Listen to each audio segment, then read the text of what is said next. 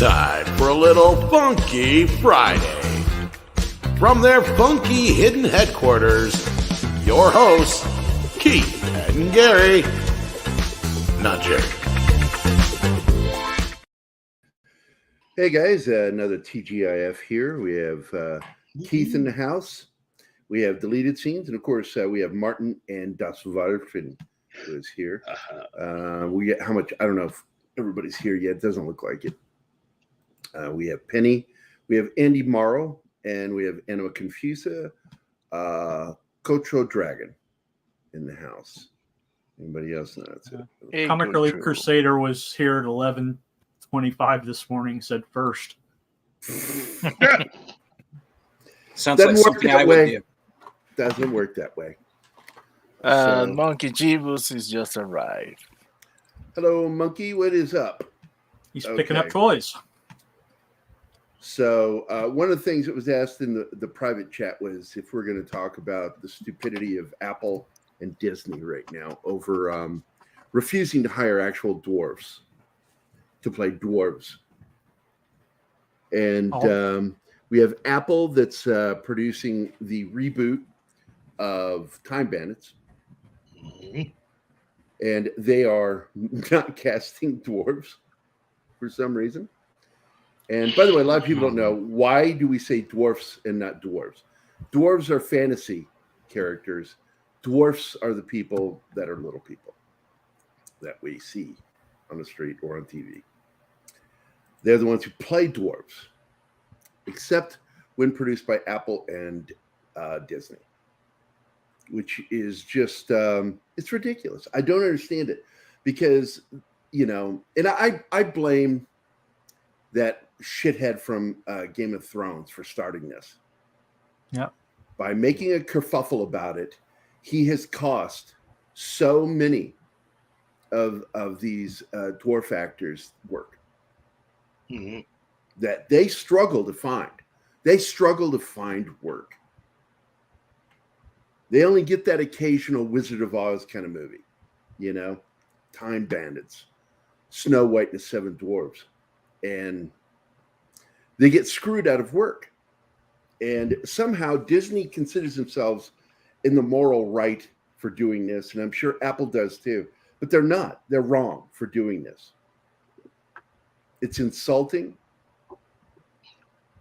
And it's really just awful what they're doing because they know they're doing it. And they're really not doing it, in my opinion, for the right reasons. No, they are not in the moral high ground. They are way off in the fucking valley. Yeah. Yeah. And it's insulting to the average intelligent person to do shit like that.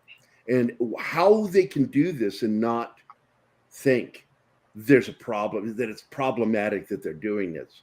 They're absolutely cutting out work that these actors need. Mm-hmm. You know, I mean, if Disney really... Oh, what? Go ahead, Keith. Go ahead. I was going to say, if Disney was really feeling bad about this, why didn't they just have a dwarf as the male lead for The Little Mermaid? You got a great point. I mean, you know, if you really they felt do bad, enough flipping. They do enough flipping of casting. Why not? Why didn't they? Well, they're not even using a dwarf for the Willy Wonka reboot. No, in that one, they've got Hugh Grant playing an Oompa Loompa. Yeah. And don't get me wrong, I enjoyed the trailer, but I'm like, what the fuck? Yeah. They're going the wrong direction with that one. I'm serious. They are going the wrong direction with that production. I was kind of excited at first, but now that I've seen that, I think we can call this, because dwarf culture is a real culture, that it is a kind of racism. Yeah. Yeah. Because it is a culture that they're ignoring. I don't know, man. It's really fucking insulting. That they're doing this. It really is. Did you see those? I thought it was a joke. Okay, I'm going to tell you right now. I thought somebody was trolling Twitter when those photos got posted from what do you call it? Snow White. Snow White. Hey, Keith, take over for a second. I got a call coming in. Okay. I got to take. It's very easy to kind of laugh at a lot of this stuff, but it's really, really serious business. And again, for Disney, who's pretty much, under Bob Iger, in the middle of one of the biggest, greatest falls that I have ever seen in my years of just watching Hollywood and watching Hollywood studios and films. I mean, I'm telling you right now, what has happened within the last 5 to 10 years is definitely going to be covered in every college course for anyone wanting to go into business and anyone wanting to go into the entertainment industry as what not to do. That is a pretty safe bet, because this has just been bad. And to look at the entirety of to look at what they're doing with Snow White, even after all of the things that have happened with everything that they put out this year. Now, I get it. Some of this stuff was already rolling and was already in motion, and there was no way to really stop a lot of it. But this Snow White film has got to go. They should either retool it or not do it. Now,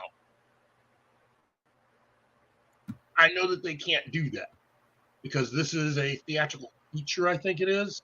And so as a theatrical feature, that means that you can't just willow this project. Can't do it. Yeah. It's the same thing with Blue Beetle for Warner Brothers. You cannot willow that project because it's a theatrical feature.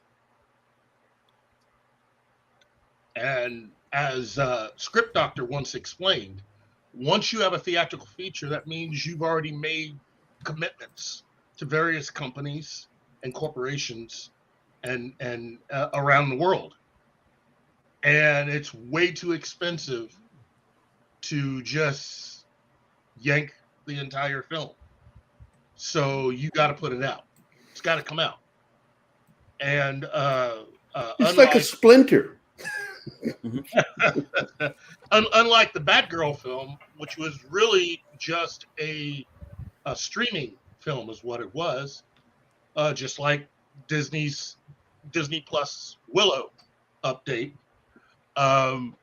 Both of those were streaming, so it's a lot easier to get rid of them because you're not under the same constraints financially and that you have for a theatrical feature. That's really the biggest difference. Yeah. And talking about the movie itself, in what universe is Amir going to find somebody fairer than Gal Gadot? Gal Gadot is more beautiful than the girl playing. It's Snow ridiculous, White. Dude. It's ridiculous.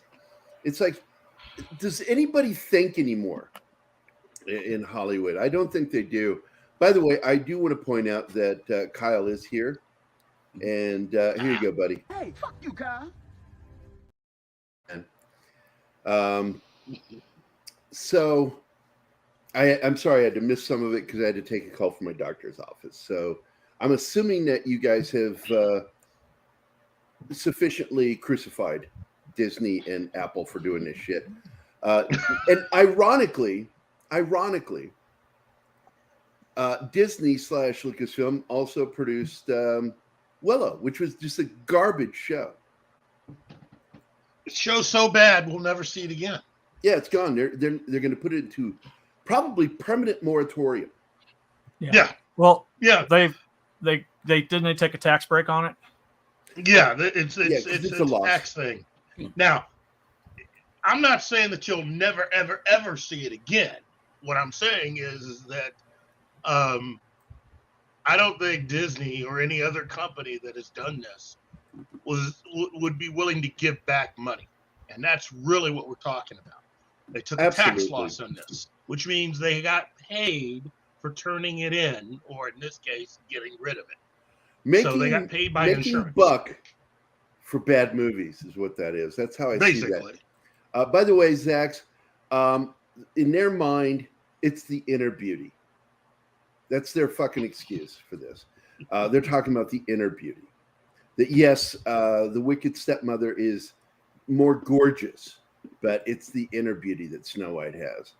And wait a minute, here it goes. My hand, it won't stop. Oh, it won't stop. It won't stop. That's what that is. Kill it. That's what that is. I'm getting it. Wow. The stupidity of Hollywood. Yeah. At which point? Go ahead. At Steve. which point do we stop calling them films and just call them what they are? Money laundering schemes. It's not money laundering.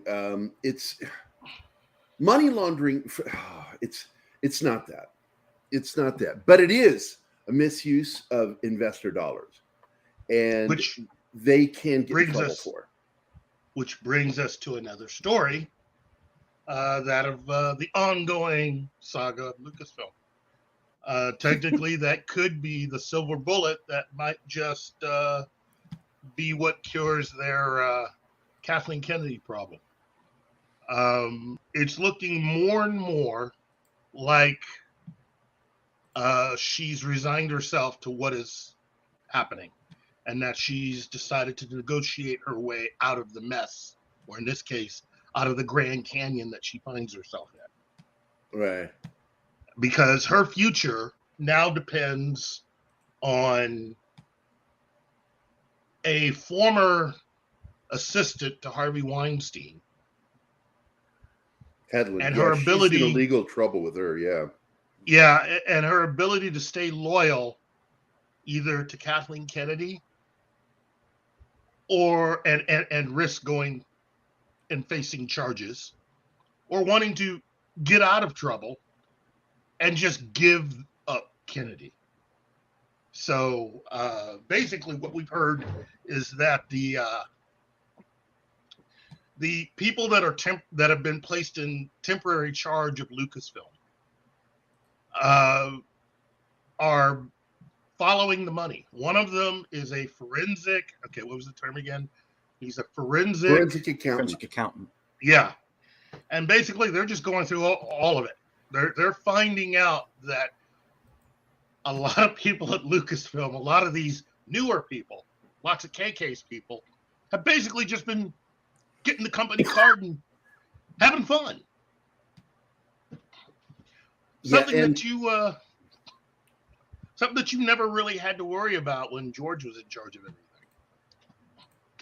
Yeah, it's ridiculous. By the way, did anybody see the new Variety article about Secret Invasion director Ali Salim? Anybody? No, I didn't see that. What happened? Okay, just check out the stupidity here. This is, and I posted this on Twitter, this is what stupid sounds like. What this guy says. If you want to hear the sound of stupidity, Secret Invasion director Ali Salim dissects the season finale and reacts to the mixed reviews. And I want to get to this where he says this. Oh my goodness, it's so fucking ridiculous. He says, I don't feel bad about mixed reviews. If you had unanimously good reviews, every movie would gross $10 trillion, right? And I'm like, what the fuck did he just say? And this is the guy that directed the lowest rated Disney Plus show ever. This is so bad. Lowest rated episode. The season finale was the lowest rated episode on Disney Plus. It's ridiculous, man. Whoa! You mean lower than Willow? Lower than Willow. Yeah. Oh God. Here it is. Here's the quote right here. It says, I don't feel bad about mixed reviews. If you had unanimously good reviews, every movie would gross $10 trillion, right? Resonate with different people at different times for different reasons. And Marvel has a very devoted, even rabid fan base who have expectations. And when their expectations aren't fulfilled, they move in the other direction. They give it a thumbs down. What is he trying to say? He doesn't care about his career. Look, everybody, I want you to look at that statement right there. What you just saw was a guy that knows that his career with the studios is over.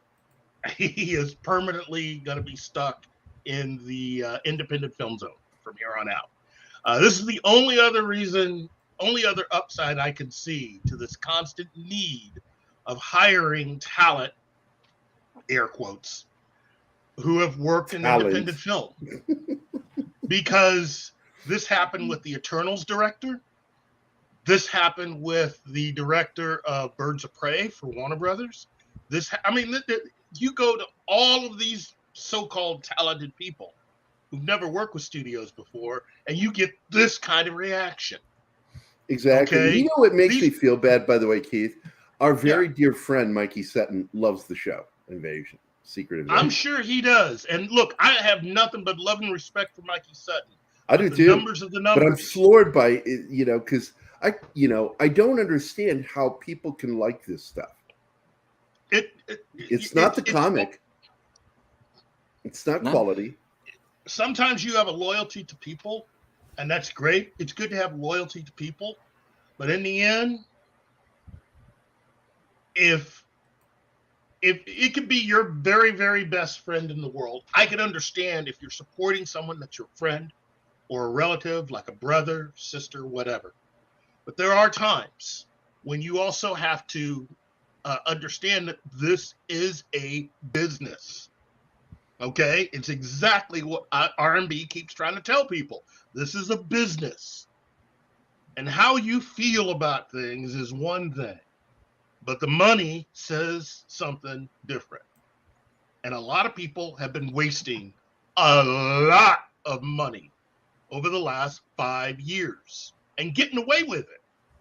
And it seems like as you and I are spending more money on streaming, spending more money to go out to the movies and entertain ourselves, our friends, our family, you got a bunch of losers going around like all this money that they got is something that's just there for them to play with. That they can go out and have a nice day at a very expensive restaurant.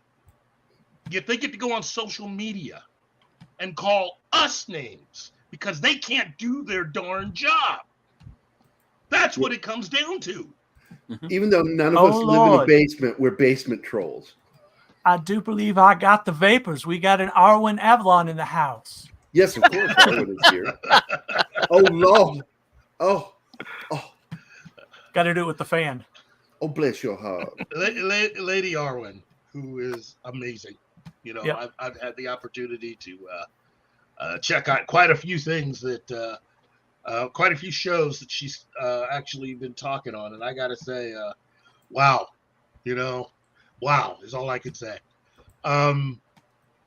This entire situation as it stands, with the way studios have been run up to this point, I think it's safe to say that we've reached a point. Now, you've got a lot of people talking about Barbie and how, that's just going to undo everything and woke will be back. Let me tell you something.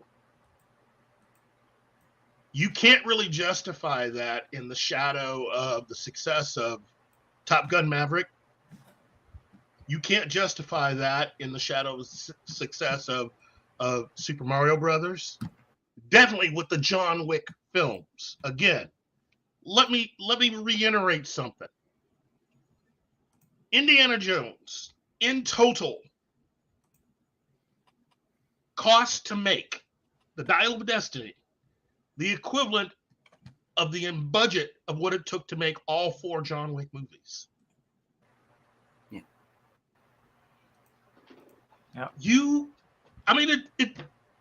I don't know how to put this any better than just to say it's a business. I keep saying that.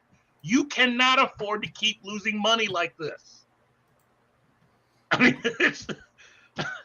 Gary and I have been saying this since we started the show. Yeah. You don't mess with the money. You just don't. And of course, that's all they do. They constantly him and haw over financial losses with these productions and try to make it sound better. This is the crazy part because they know that some of the media are bought and paid for. Variety's one of them. The side of the fence that it lands on, Variety, depends on who's paying them that week. Because you'll see them go after David Zaslav back when certain people were still working, right? Hamada, all of them. But the minute they stopped having that purse to pay Variety, they shut the fuck up about Zaslav. Unless Disney pays them to go after him. Gary, what did they do again? Who? Which one? What? The moment the money ran out, what did they do again? Oh, well, they ran out because they were fired. Because they had to shut the fuck up. Yep, they had to shut the fuck up. They had nothing more to say. They didn't have a job anymore. By the way, I want to go back to the chat. Who all is here right now? We've got... we have a lot of people today. Monkey Jeebus, of course, was the last one to drop in when I mentioned. We got Mrs. A. We have Zach's, of course, who I already played my little video of. Fuck you, Kyle. Socks Bulletin's here. Vinkman's Girl is here. Peter Vinkman fan site. CJ with Action Grip is here. Keto Simple, our good friend Dustin.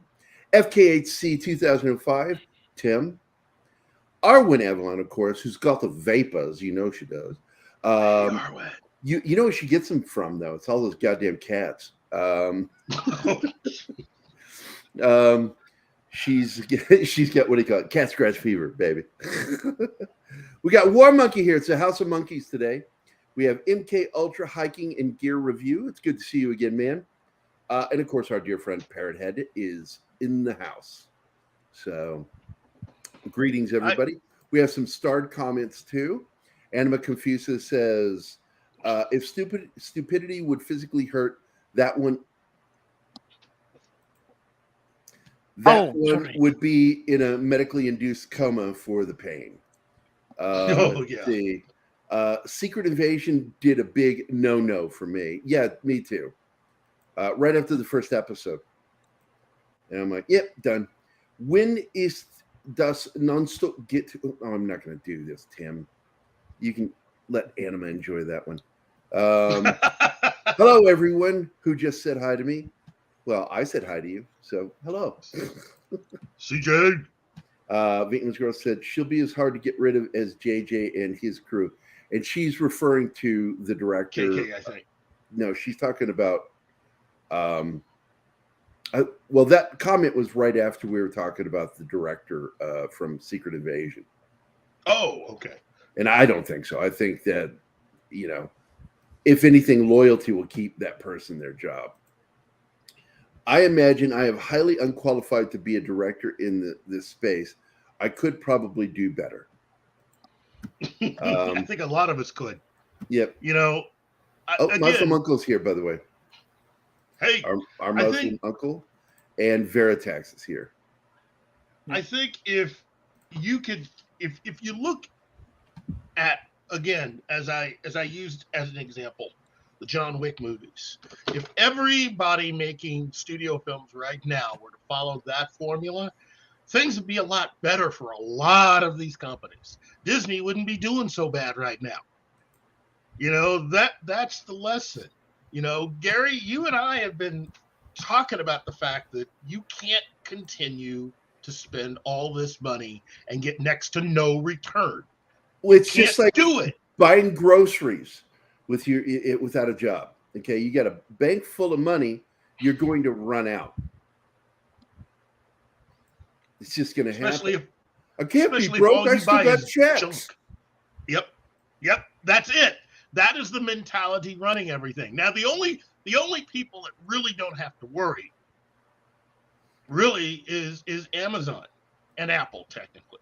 Those two companies, they got a lot of money. It still doesn't make sense to me because, Apple has the lowest subscription rate of all of the streaming channels. Yes.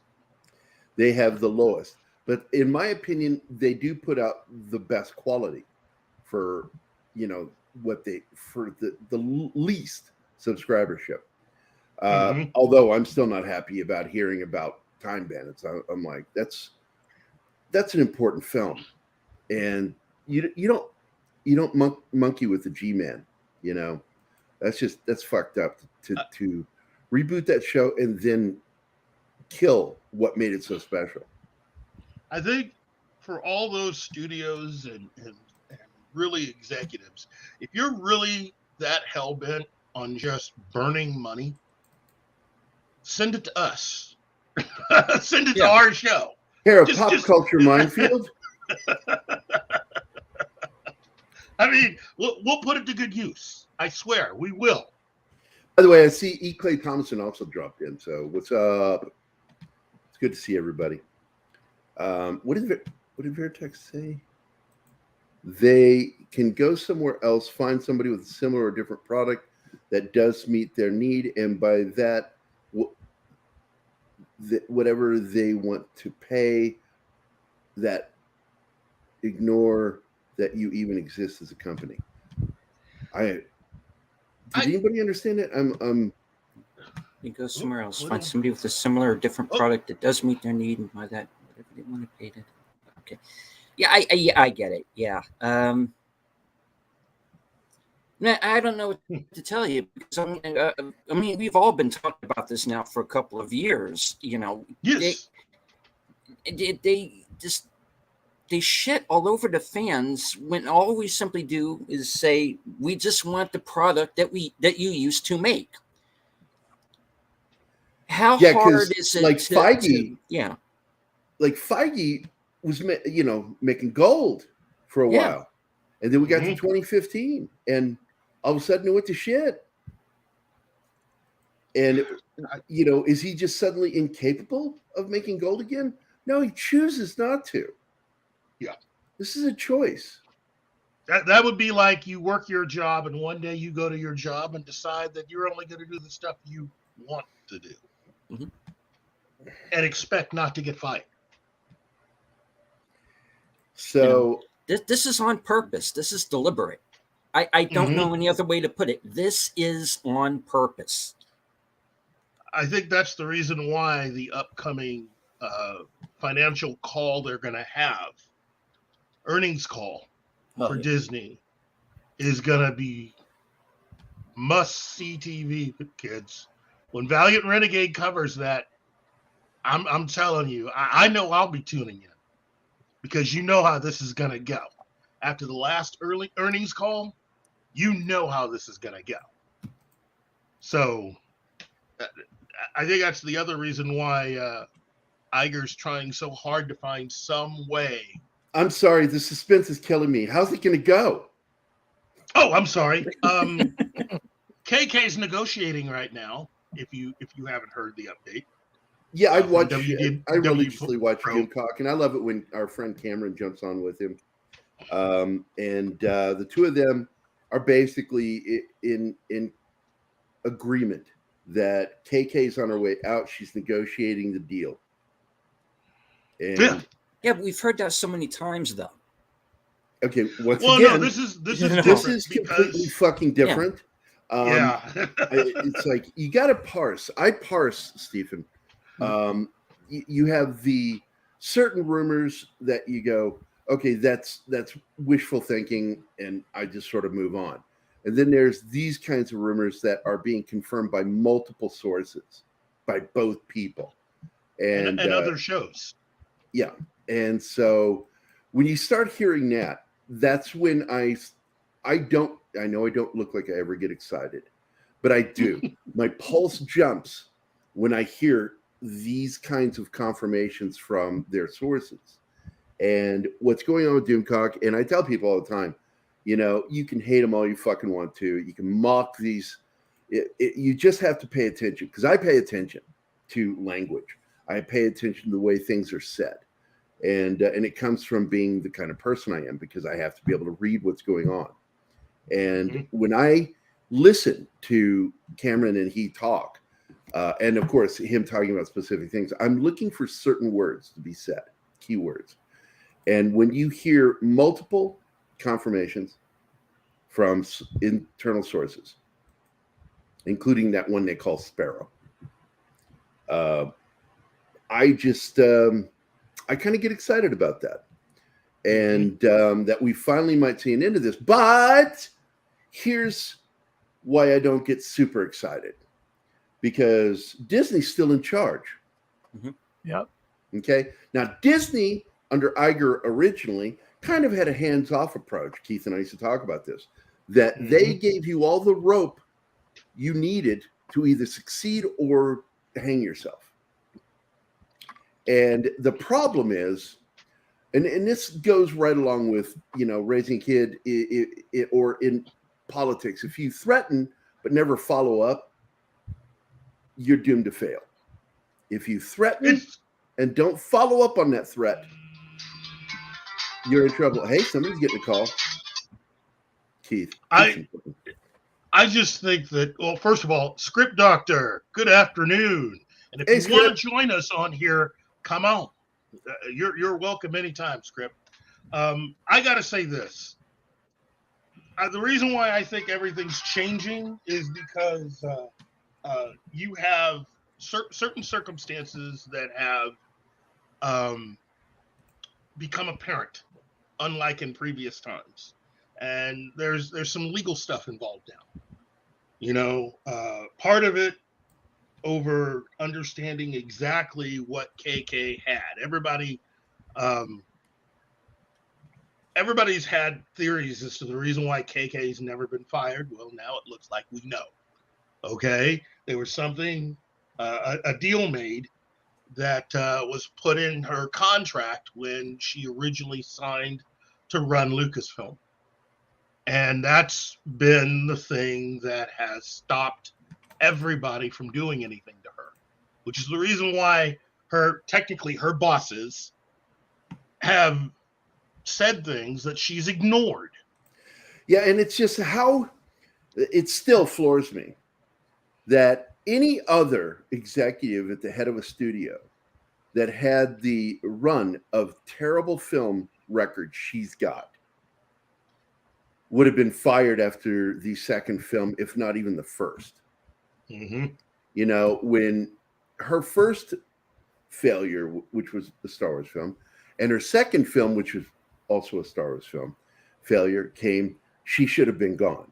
Any executive in Hollywood would have been fired for that. And I've always bring up Robert Evans.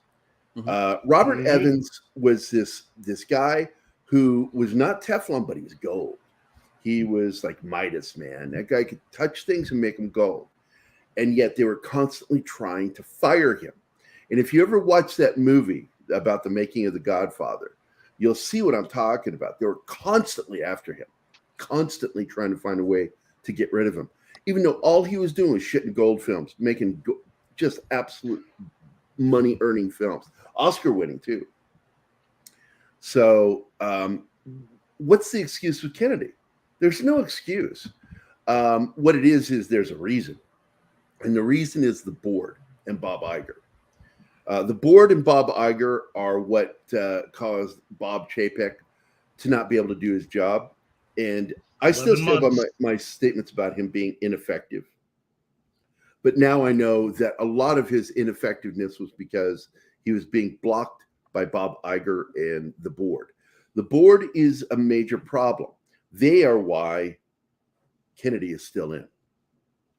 And Bob Iger's in her contract. Well, it's not just that, dude. Look, there's no such thing as an ironclad contract that you can't fire somebody for. Yeah, it'll cost you money, but that's what they used to do. They go, I would rather pay you a check one time than to ever pay you any more later. Let's just get this over with and kill your career. And Kennedy and Alex Kurtzman are two examples of the hemming and hawing and hand-wringing of senior executives, both of them. Sherry Redstone should have oversaw the firing of Alex Kurtzman years ago when she took over. She was stepping back in, and we heard about this contract that Les Moonves made, and it's like, oh, it's so ironclad. But the problem is the lack of willingness to do their jobs. And it's the same thing with Bob Chapek. And it's the same thing with Bob Iger. Bob Iger also is guilty of hiring every single person that's been a problem, or hiring the people that hired other problematic people. But he set this whole thing into motion. And he steps in like he's going to save the fucking day. You created the day. Bob Iger will never, never, ever save this. Not with that board and him in charge. They need to fire everybody. And we're going to continue because as long as Disney owns Star Wars, the sequel trilogy exists. Every single shitty thing we've seen exists. Willow is the only thing that's going to ever go into moratorium because we know that now. That's how bad that was. That even the idiots in charge said, "Oh yeah, we can't ever let that go out in public again." With respect, LFL staff attacked consumers and KK didn't reprimand them. Well, of course not. She, first of all, they all worship at her feet. The people that attack the fans, the consumers, because that's what the fan base is. When they use the word fan, it means consumer. When they say fan and they talk shit about us, they're talking about the consumer that pays their fucking checks. Now they think Kathleen Kennedy pays their checks, and Kathleen Kennedy thinks Disney pays their checks. But who pays the checks? Investors, and they expect to get that money back. And when they don't, what's your fucking excuse? You know, because they're still in the red. Disney has not made a goddamn dime off of Star Wars. They've lost money, but they've not gained any money. They have not gone positive. That meter went totally in the red. They made some money, lost more money. They have never hit that mark that started them going into profit. I think Rise of Palpatine pretty much guaranteed that it's going to be quite a while before they see any money. And these stupid ideas that she keeps popping off about, you know, it's like, we're going to bring Ray back. And then what's his name says that he's interested in coming back too. Finn, actor. Yeah. I'm like, really? I'm Boyega. I thought he was saying that he wasn't interested in coming back. I thought that he said he was. They all have He changed their was- tune. Yeah, he's not very happy with the way. Wait a the minute. films What did you went. say, Martin? They all have changed their tune except for Oscar Isaac, because Daisy Ridley, she said to at her time that she wasn't interested in coming back, and now she is. Same thing with Boyega. Oh, the only 'cause one who Boyega case, he just said last week that he was interested in coming back. The only one Okay. who He has must have gotten a stuck paycheck by for his that. word is Oscar Isaac. Okay. Yeah, Oscar's okay. the best actor in the group, so Yeah. He doesn't need them. No, and technically his character should have died. You know, he was brought back because they liked what he added to the film. You know, the Rise of Skywalker, Oscar Isaac's part technically didn't go for very long in the movie. The whole crashing of the X-wing, he should have died. That's originally where his character was meant to die, and they decided to keep him around.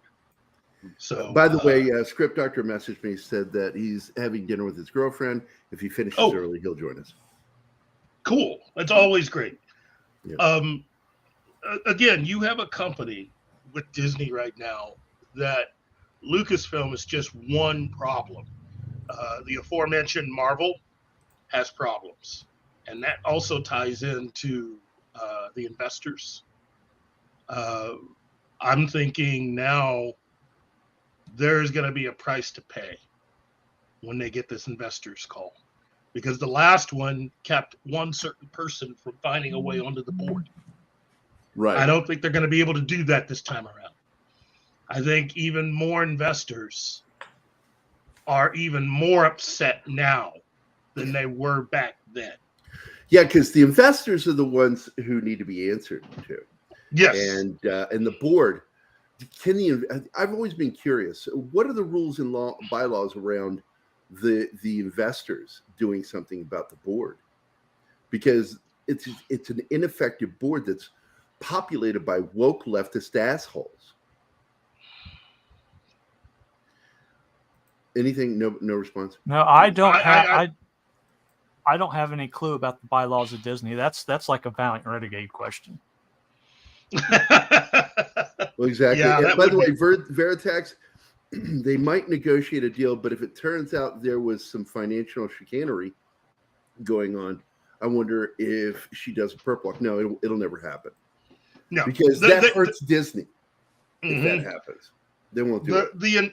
Her initial negotiation of wanting to come back for 2 more films, to be an EP, to have creative power, and to be a part of the all of the media stuff related to those films. That was her initial attempt at negotiating. I think as time goes on, as they find more and more employees who have done things wrong, I think that will change. I think eventually they're going to get it down to probably just some money, because the meeting that Iger had with her leading up to the release of Indiana Jones was to inform her officially, and this is according to WDW Pro, that if Indiana Jones didn't hit 900 million, that her golden parachute was gone. That's $30 million that she's out. So I'm thinking they might be able to get off maybe with 10 ultimately. I think they'll negotiate down to 10. Now she's still wanting to come back and do movies, but if they continue to find more and more employees who have been doing stuff wrong, and remember, while she had her golden ticket, that golden ticket didn't cover the employees. And what the 5 gentlemen that are covering and running Lucasfilm are doing is good cop, bad cop, basically. As they find people who have done things, they're making deals with them. You know, you can either be brought up on charges and we can fire you, or you can give us someone a little higher. Oh yeah, they're And doing that's what they're doing with everybody. Drug dealer deal. And they did that with Leslie We Headland. don't want to prosecute you if you can help us find who your supplier is. Yeah, it's basically they're doing it with everybody. Yeah. And so as time goes on, they're getting closer and closer. By the way, So- and not that I give a shit right now with them, that's referred to as a toxic environment. By the way, I want to say hi to Don Ranger Power, and Raging Rat has joined us. So it's good to see you guys. Did I miss anybody? Let me look up through the chat. Looks like I'm caught up. There we go. So welcome to Fridays. TGIF, the party that never ends for 2 hours. I don't know why I love ironic humor. Anyway, let's assume that all the recent Star Wars movies and shows don't have to be Star Wars, nor do they have to feel like Star Wars. That sounds like Marvel and Star Wars, both right now under Disney. And Pixar. Oh, Pixar's not even the same creature anymore. Yeah. What happened there is all the woke employees made allegations to get the good quality producers there fired or forced to quit. And then the idiots ran the show. Or as they say, what is it? The inmates running the prison, or, the patients running the Lunatics run the madhouse. asylum. Yeah. Yeah. So it's all of those. It's all of those, really. And So they've got people that don't know how to make films making films. And a large portion That's- of those that they drove away went to Skydance and other companies that are Which their is killing it. competitors. Which Yep. is killing it. Skydance is killing it. as a company, from what I've been hearing, the theory now is that so many people, so many professionals, Pixar, Marvel, and Lucasfilm have been driven away or forced out that the people that are remaining at all of those particular companies basically don't know squat. They can't un-F this mess that they've created. They're almost incapable of doing it. So whatever Iger's going to do with whatever amount of time he has left, which really won't be quick enough if I were a shareholder, I'm still saying that they need to do something drastic, like bring back a lot of the people who were actually running a lot of these companies from before. You can't bring back everybody. There are some people that will never come back. But at this point, you either let them all fail or try to at least bring back some people and hire some others to come in and fix this. Because that's the only way. You know, well, I got to tell you, I'm like Kirk with the Vulcans. Let them die. When it comes to some of these people, I don't care if they're back. Who cares? They weren't good at their job. They didn't create anything worth remembering. No. So. I mean, the people that were, the people that were pushed out, forced out by the people who eventually took over. Oh, them like Macquarie and yeah. Yeah. Everybody who left, everybody who was forced out.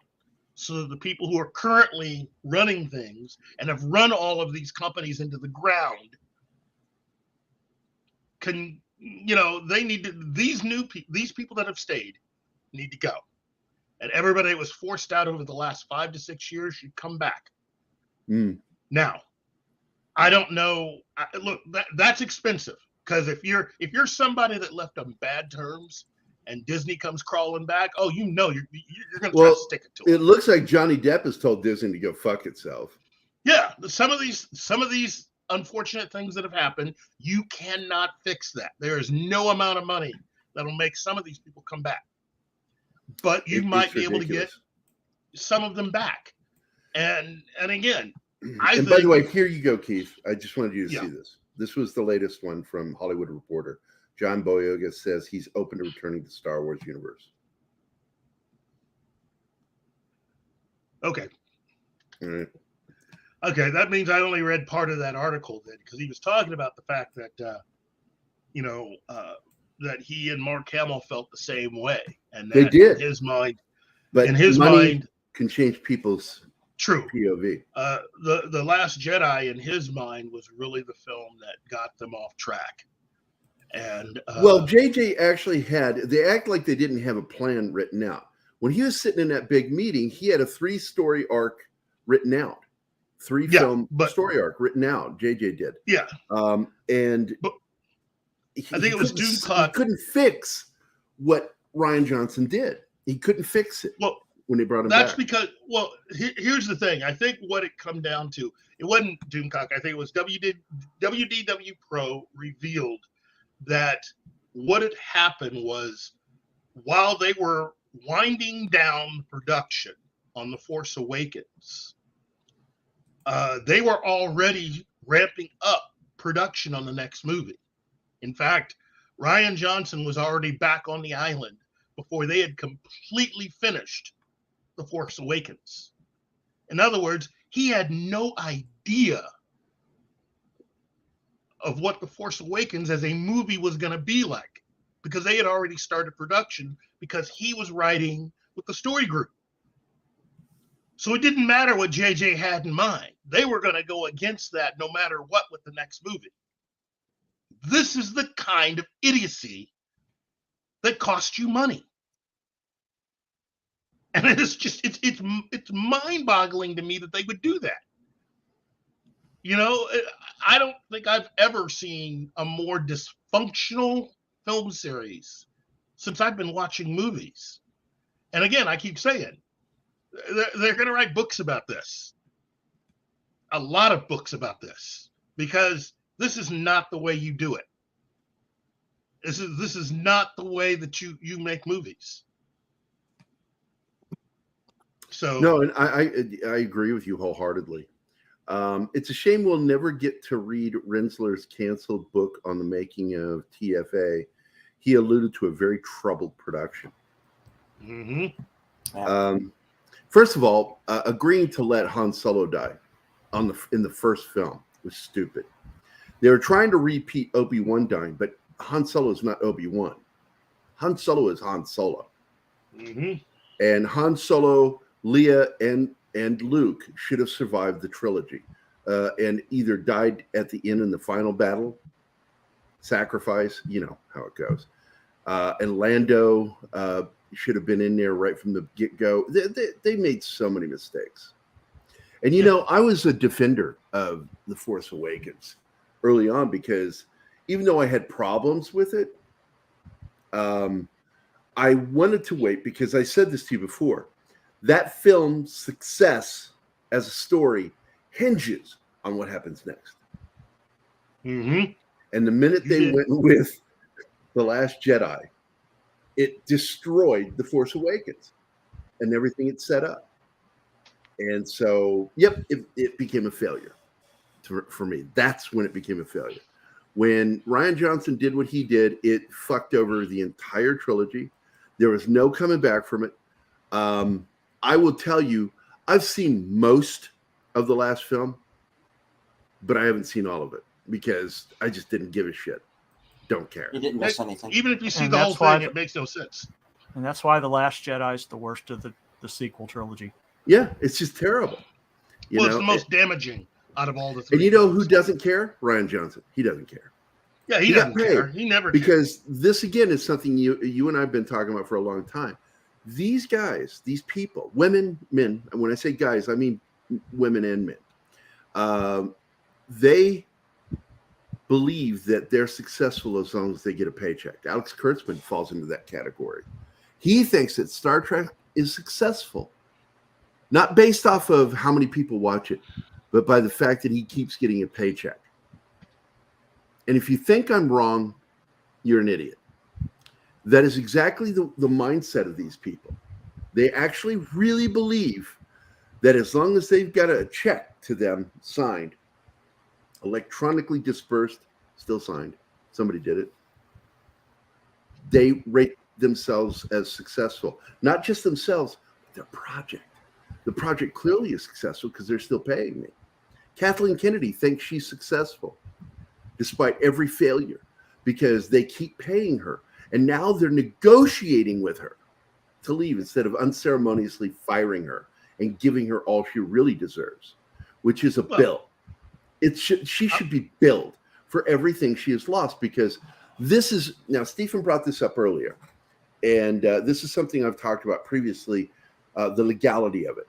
It's not money laundering because something has to occur.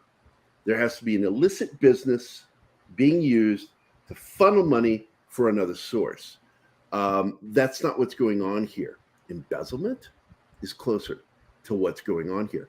And that is knowingly misusing dollars given by, investors, backers, whatever you want to call them, shareholders, taking that money and using it, knowing that what you're creating won't be successful.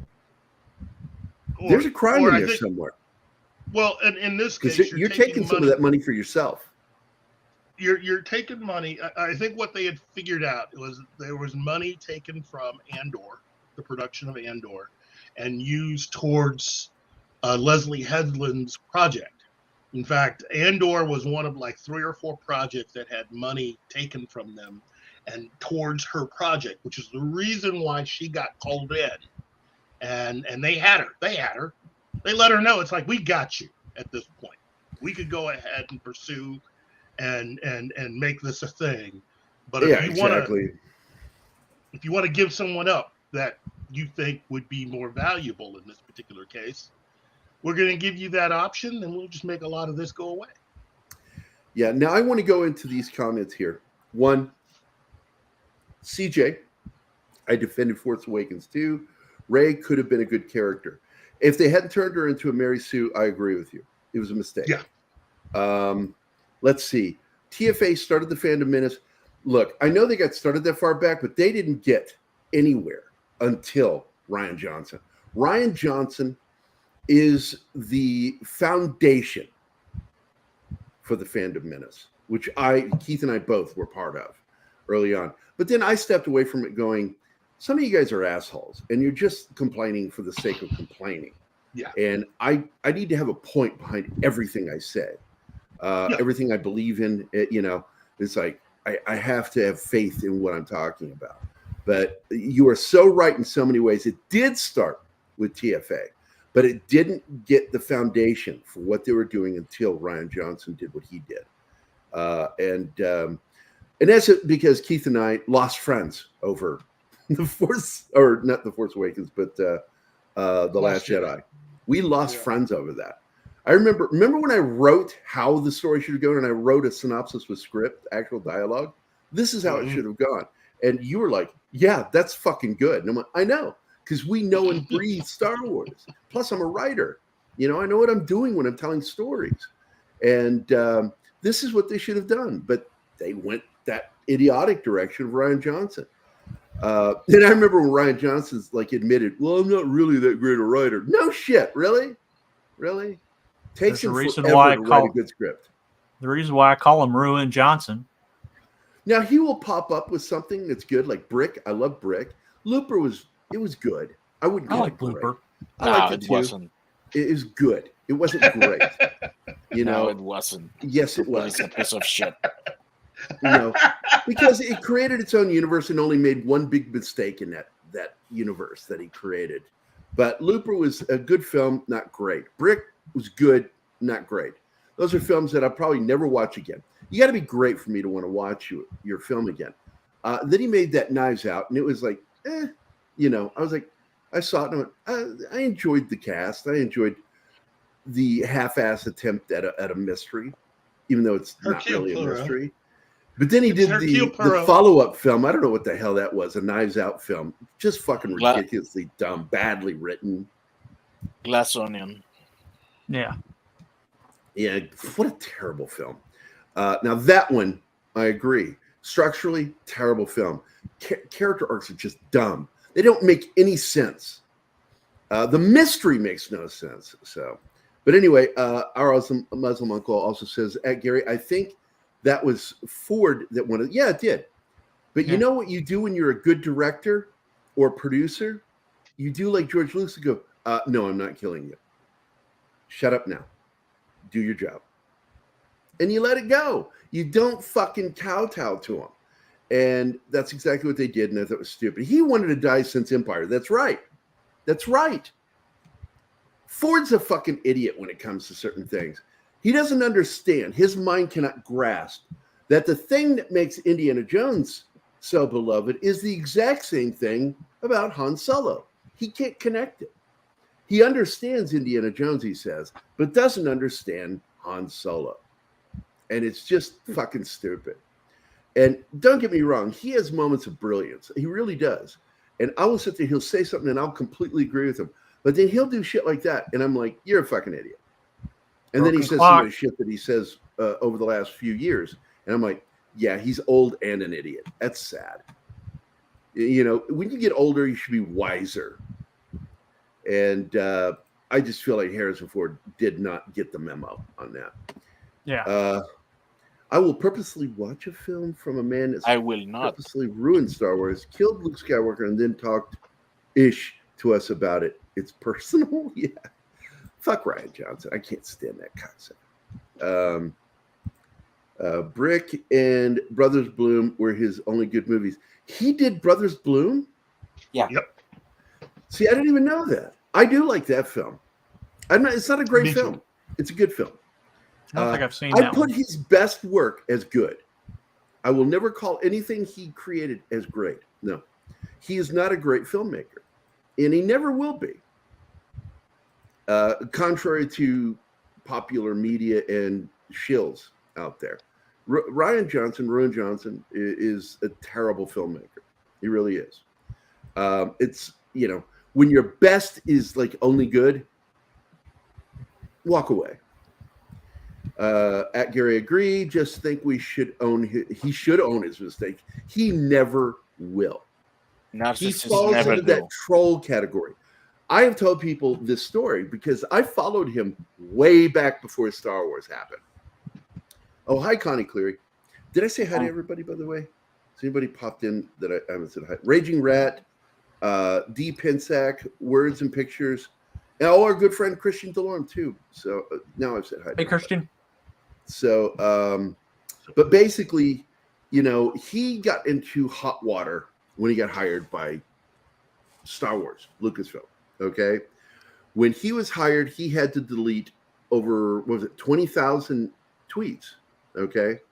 A lot of these weren't posts. These were things that he had posted on other people's posts, comments. Okay. He and two of his best friends trolled nerds. That's their thing. That is their fetish. Okay. His fetish is attacking nerds, attacking anything they love.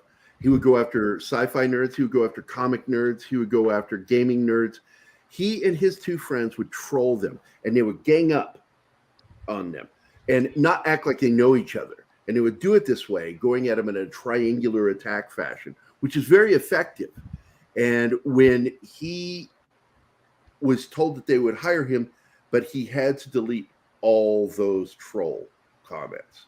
So when you heard that he had to delete all those comments, there was nothing inappropriate said. He didn't say anything inappropriate. He's a fucking idiot. What he did was he had to delete all the attacks he did on fans.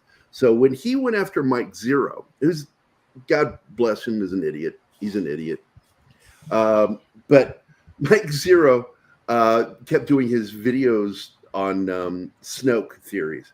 And then he posted that picture of him laying like Playgirl magazine with a little post-it note that says, your Snoke theory sucks. That was it. Yeah. Oh, sorry.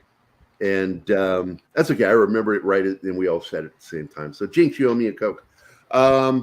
So, basically, my response to that was I removed his comment on there, and I made a meme that said, "My Snoke theory sucks." Well, isn't that ironic that both he and Leslie Headland had to do the same thing before they could officially work for Lucasfilm? That they had to delete tweets because she had a lot of tweets from her time working with Harvey. Well, she also would say really sweet, loving things about him. Yep. And she would do it constantly, promoting him on Twitter. And she had to go back and delete all those and anything that could come across. Oh, well, And- Meryl Streep did it too. What's that? Meryl Streep did it too. She called him God. Yeah, Meryl Streep is, in my opinion, one of the worst human beings on the planet, because you find out she was not only somebody who turned a blind eye to what he did, but she was one of that crew who would help set up new actresses through him. So they knew this was a risk. They knew it, and they blindly did it. And the fact is they weren't blind. They were turning a blind eye, and that's different. Being unaware of something just happens, man. It's like, I had no idea that guy, my neighbor, he never talked to anybody, murdered everyone in the house, huh? Damn. That's one thing. But then you find somebody, it's like, yeah, I knew he was a killer the minute I saw him. So I probably should have warned everybody in the house. Right? And that's In hindsight. That's the Hollywood people that knew about him that kept their lips closed. He was just so quiet, chopping up his victims. Had no idea. Boy, that guy was effective, wasn't he? Shit, hard to believe there was even a crime scene in that house. He was so good. I was wondering why he had all that bleach. Yeah, Wilson. At first I thought maybe he was making a bomb. I guess I should have warned somebody even about that. I thought he was a really never clean seen so much man. He bleach kept buying and all that lie. Like that much lie and bleach. I thought for sure he was going to make a bomb. Fucking, and that's Meryl Streep, and Headland, and they're scumbags, and they think because they have a vag that it gives them cootie protection, and no, it doesn't. They're as guilty as sin. They probably enjoyed Harvey's special attentions, if you know what I mean. Oh, they knew about it. She knew about it. She even in her movie references it. but claims, I knew nothing about you, liar. She's a fucking liar. Oh yeah. So, KK, you trusted the wrong person, because now the person that turned on Harvey, what do you think she's going to do to you? She's Mike just Zero. looking for a proper place to place the knife. As big an idiot as Mike Zero is, he's a sweetheart. It's like attacking that guy is, I don't know. It's like hitting a puppy with a stick. It just makes no sense. Why are you doing that? Stop it. Yes, he's an idiot, but it's not a reason to fucking beat him with a stick. And that's what Ryan Johnson makes him a piece of shit, because he doesn't care. He doesn't care about fans. And again, what does fan mean? Consumer. Yep. Remember that. That's the lesson of this episode. Fans are the main consumer to IPs. Period. When you hear people talk about, that people need to treat their IPs like a garden. Well, who are you actually treating the garden like? Are you treating the IP itself or the fan base? Because that is your cash crop right there, the fan base. And if you are not tending to your crops properly, we end up with the last decade. And it's all due to piss poor planning and piss poor management. And it's all we've seen for a decade. Yeah. And we didn't finally start seeing it with Marvel until that, the what was it, Endgame. Yeah, after Endgame, it's like, oh, we don't have anything. Actually, technically, Endgame. The minute we got the A-Team moment, it was that's it. It's already happened. It happened in the making of this film. There's no argument here. The minute we got the A-Team in there, that was when we knew the shit was over. That's why I consider Endgame not a great film. It's a good film. Because Disney, Marvel went woke. And, and I'm not sure how much involvement that bitch had, or Victoria had with that film.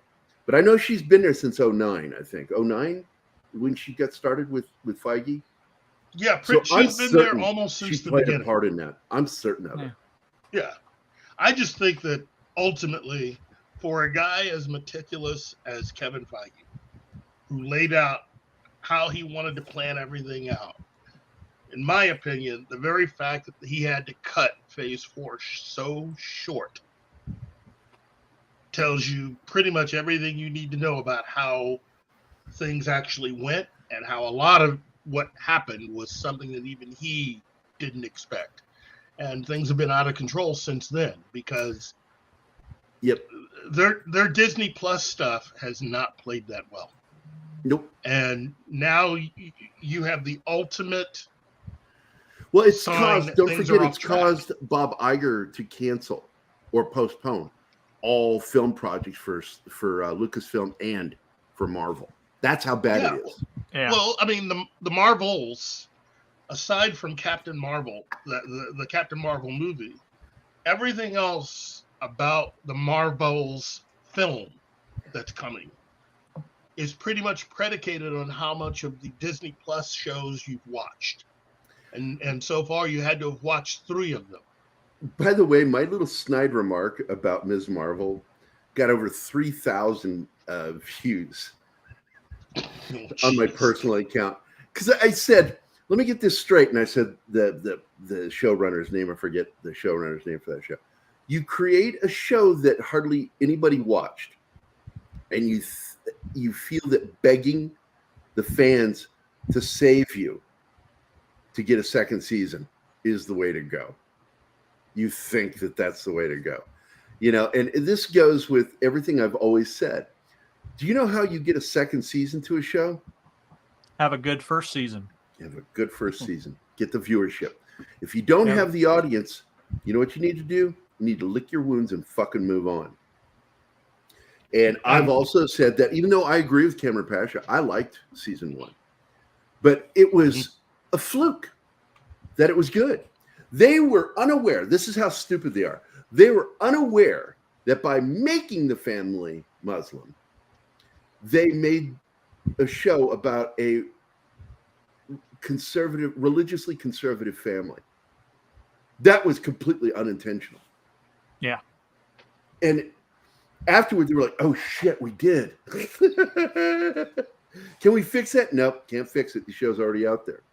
They screwed up, and they made a show that was actually enjoyable. That's why Cameron even liked it, you know. Mhm. But in the end, I saw the writing on the wall. They weren't going to get the viewership because the audience was too conflicted. It was split right down the middle over the show. Hey, That but means we'll it's go not ahead. successful. But we'll go ahead and put it on ABC. That way, you know, you'll be nice and ready for the Marvels. Well, I'll tell you what, if they put it on ABC, commercial television, and it does well, you could see a toned down version of that show. But the dad's not coming. Was it the dad or the uncle? I can't remember. That got in trouble for sexual misconduct. I missed think it that. was Really? Yeah. It was the dad? I think it was the dad. I Okay. think. Yeah, whether it's true or not doesn't matter. Once the allegation is made, your career is fucked. You know, we see that with what's his name, Jonathan Majors. Is that his name? His career is over. His career is over. Yeah. Whether he wins and proves that he was innocent or not doesn't matter anymore. Very rarely are we going to see the situation with the guy who did the Nerdist comedian. I forget Chris his name. Hardwick. Yeah, when Dykstra's daughter, John Dykstra's daughter, Chloe made allegations, and then he was vindicated. Yeah. But have you seen him lately? Nope. Yeah, I have. I haven't. I haven't seen him do shit. He's got a television show that I think is on its second or third season. Oh. On Good for him because television. he's not doing anything major. I'll tell you that. On with stuff that he was involved with previously. With the stuff that he was. Yeah, that stuff he's no longer doing, but he's got the game show on NBC called The Wall. He's the host. Oh, that show is going. The show is doing really, really well. Proof again that your average audience are idiots. You know, they thrive. Bad television, NBC in particular, ABC too, relies a lot on what do you call them now? Normies? Yeah. People who don't put any thought into anything and just watch and want to be entertained. They don't care about quality of content. They don't care about story. They don't care about characters. These are the same people, by the way, that you would see and hear on American Bandstand going, how would you rate that song? Well, it sounds great. It's got a great beat to dance to. Oh, you don't want to say anything about the quality of the writing? It was great. Somebody asked me, because I listen to a lot of Peter Gabriel and Pink Floyd, and I grew up listening to bands that really took time to write their lyrics and songs. That there was an audio theme and a story theme in a lot of the writing that was important and essential to what they were doing. That's where you get some of the greatest writing out there. But they don't care as long as there's a beat to dance to. Those are the normies. And people go, well, you need to respect them. I'm like, no, I don't. Why do I have to respect people who don't care about quality? Why? Why do I have to respect that? We run into them, Keith. We've had them on the show. People who fall into that category. And I made a post about it. And I'm not sure. I know Real Wade Nation liked the comment I made. It's like, no, I don't have to interact with you. I don't care what you think.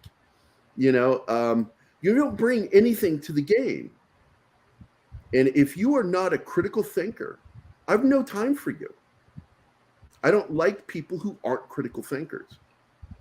I don't like being around them. They make me uncomfortable.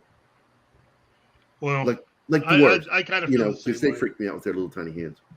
I have to say this though. It's not true. Please, Kevin Feige, please don't follow through with your plan for Ms. Marvel.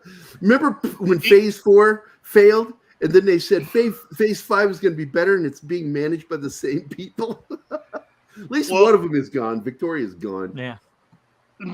Ms. Marvel is is the character that completely ruined an entire video game, the Avengers video game. But on top of that, the plan that I'm hearing now is that they want to make her, they're going to try again to turn her into this really, really, really big and essential character within the Marvel world.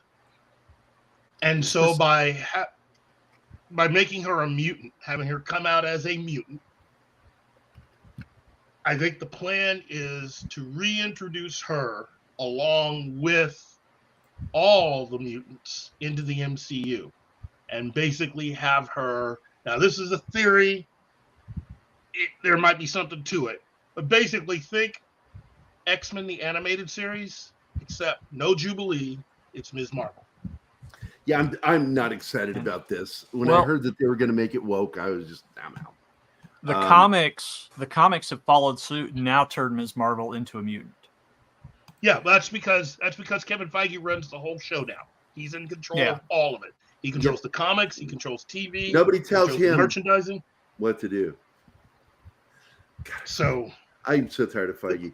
CJ with Action Grip says, and yet people think She-Hulk is getting a second season. No. Wow, Gary, I want Doomcock Backdoor, damn it. Play a backdoor video for Real Wade Nation. I love Doomcock. I really do. I love watching his show. Okay. Here we go. Pam, why do you have underpants with a Swiss flag on them? Swiss? Those aren't Swiss. Those are, they're from the Red Cross. They're defective. Anyway, me safe house, A2 safe house. I'm gonna check the back door. We both clicked on a back door, but we clicked on different ones. Yeah. So CJ with Action Grip says MCU actually did a more believable Ms. Marvel, kind of ironic.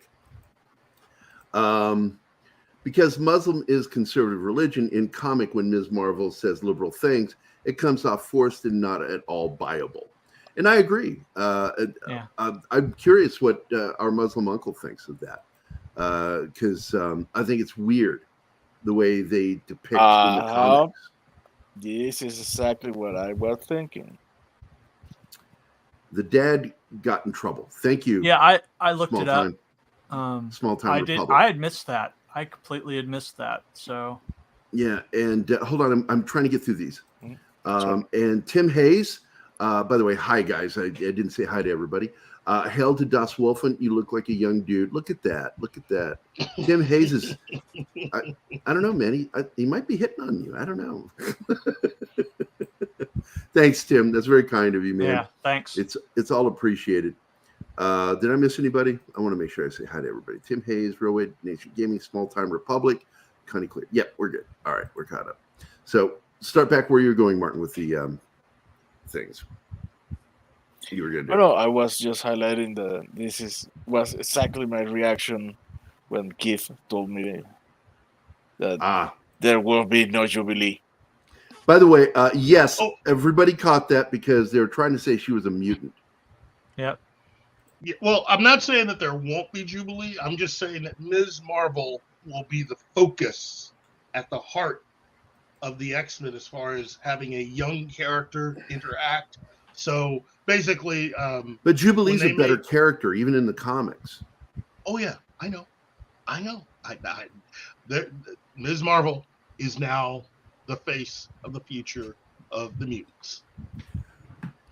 So are they dropping her from the Young Avengers plan then? Who knows? I don't. Who knows? I got to tell you, I stopped giving a shit about DC last December. And I absolutely stopped caring about Marvel after Phase 4. I'm like, I don't care what they do at this point. I really don't. I will wait to hear from other people before I watch something. I'm not wasting my time anymore on Marvel or DC until somebody puts out. I have yet to get past the first 10 minutes of The Flash. I can't get past it. It's so stupid. And yeah, I would like to see the cut of that film that had all the rave comments. I want that fucking movie. Yeah, I know. Because the one we got was not that movie. Just terrible. I can't get past 10 minutes. You want the Henry Cavill, Ben Affleck cut is what you want. I still want Michael Keaton in there. Don't get me wrong. I love Yeah, Michael Keaton's Keaton. in there too. Yeah. He's But as much as I love Michael Keaton, I cannot stomach past 10 minutes of that fucking movie. It's so bad. Yeah. I'll be honest. The only reason I went was not for Michael Keaton, but to see Nick Cage finally play Superman and beat For up a a giant split spider. second. For a split second. Yeah, but it was long enough. He talked shit about it. He says, "Man, you would have missed it if you blinked." I tuned in, for Ben Affleck's Batman. Well, the way I feel about this, Don and Keith, pipe in here, because we've seen time and time again the mentions about what they're doing to the X-Men animated series, X-Men 97, that we had fourth wave feminism being included in it, which just means woke. It's just... Look, if you're one of the people that was a fan of the Animaniacs and I was excited was when they were bringing them back, the new one, only to find out what they did to the show, that's exactly what they hearing gutted about it. X-Men 97. And that's how I feel about X-Men 97. It's exactly how I feel, because I'm tired of people bringing back classic stuff, but without the classic people involved. Yeah. You bring back He-Man, but you have a bunch of people who have no emotional investment in He-Man. That guy over at Netflix that runs that shit doesn't care. He doesn't give two shits about the fans. He doesn't care about the consumers. He doesn't care about consumers.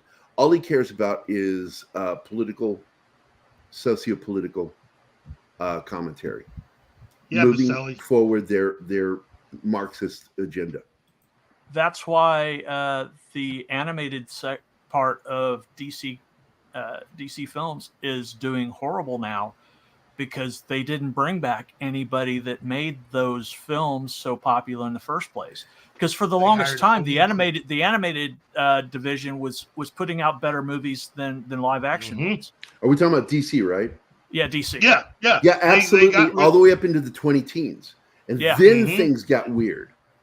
What they did was they closed out that entire universe. They allowed it to end and replaced it by reintroducing the characters in brand new animated films with a different kind of look, but with a little something added to all these stories to make it more in keeping with the times. Yeah.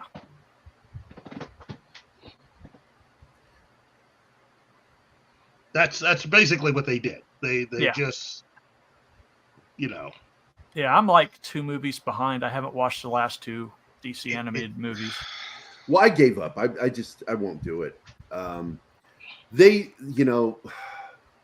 Assault at Arkham is one of my last favorite films that they put out. Yeah. I mean, that's just also the one where I forget the name of the comic and the film where Superman has to All-Star Superman. All-Star Superman. I like that one. Yeah. It was really done. I like the Justice Society one. But I don't think I even watched that one because it was already after things started going south with them. Yeah. The film that made me angry, because I don't get angry, I just go, whatever. The one that made me angry was when they adapted, or didn't adapt at all, was Gotham by Gaslight. Yeah. And anybody who watched that was gaslighted. Because it's so bad. The Killing Joke was actually a worse offender, in my opinion. I think it would have been fine if they'd left out that opening scene. Yeah, because that extra... showing the sexual relationship between Batman and Batgirl is so insulting and disrespectful to the characters, because she was having a relationship with Robin, at that point, and it's just bad. Wait! There's a Batman Cthulhu movie? Yeah, it's actually pretty good. It's not. Yeah, I saw that. It was with Cartman on South Park. He was that racist character, the Coon. Oh my God! Basically that movie is a nice alternative universe Batman movie. Although, if you're thinking that they left the messaging out, just wait till the end. It's in there. I'm sure it is. The TMNT Batman movie wasn't that bad either. I'm not a fan of the Hollywood version of those characters. I'm sorry. I am just I've seen every different version they put up. And just like I was talking to Gary the other day, it's like have they ever had a crossover comic adventure with Daredevil? Which would be the thing that would make more sense than anything else. Any other characters that they can interact with, they need to cross over with Daredevil. And they've never done it. So... Well, in the comics, they're doing a crossover of Stranger Things. Yeah, again, not related. I mean, they literally have the same backstory as Daredevil. Yeah. Mm-hmm. And that they never crossed over is kind of weird. Martial arts, all that shit. What the fuck? Could you imagine Stick having to fight Splinter? I mean, come on.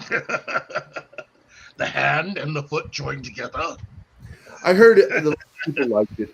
The Batman Teenage Mutant Ninja Turtle one. Yeah. Well, it is what it is. Yeah.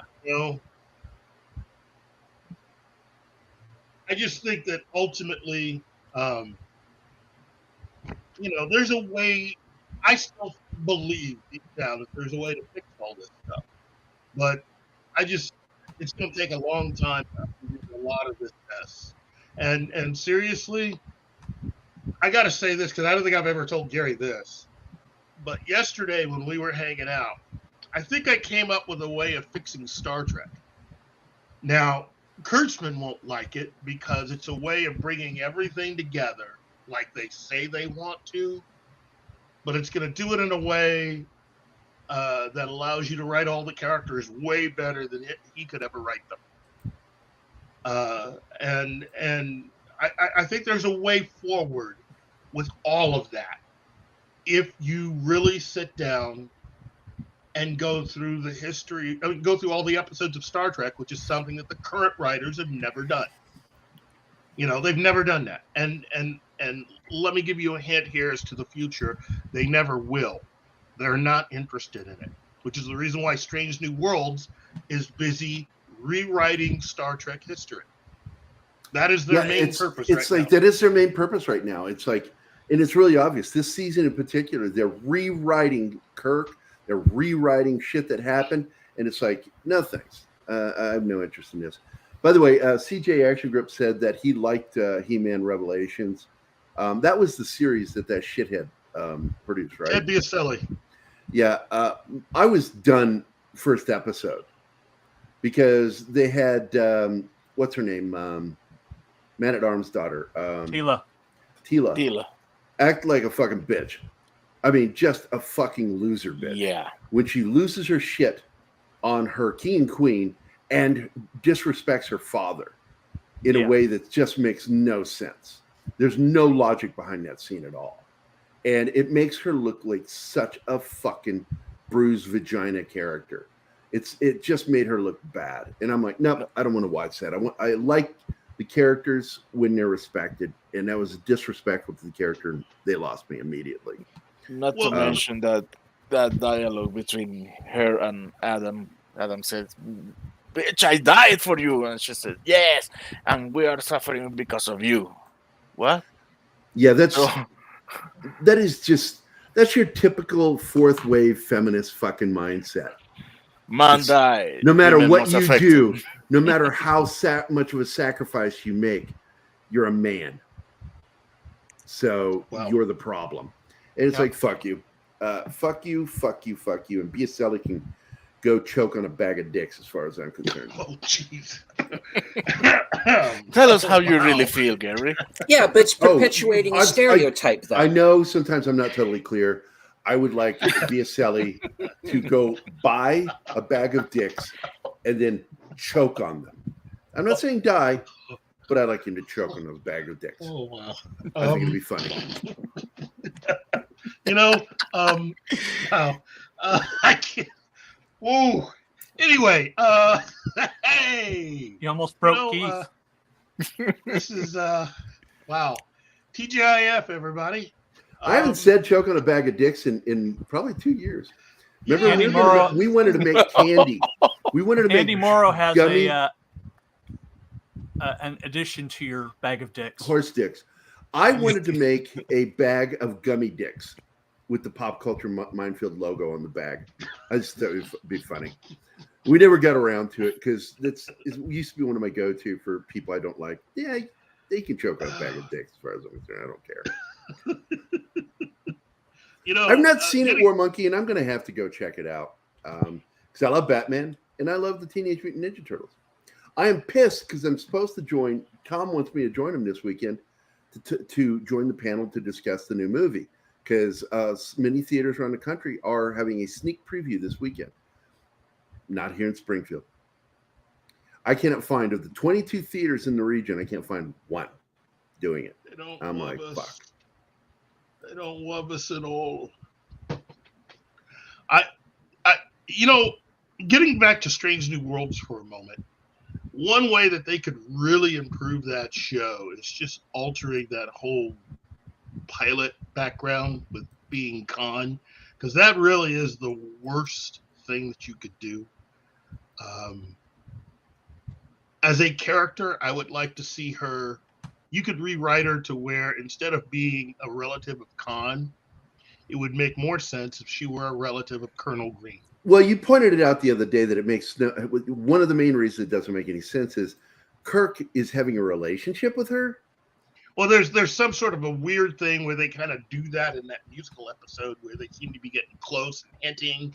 And the thing is like, again, the fact that this character exists completely makes everything that you see in Space Seed not possible, or that Kirk, Spock, Uhura, and anybody else that's currently on that ship in Strange New Worlds are all a bunch of liars, or at least the bullshit with number one is goofy too, with her super strength and stuff. It's like, what?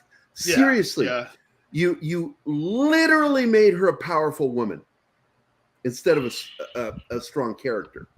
Yeah, it would have been easier for the effect that they wanted to have with someone that has a dark past or someone that they're related to. It should have been Colonel Green. Because then you could get behind bashing Colonel Green all you want. Colonel Green was a really bad guy. And they're not playing up exactly who Khan was.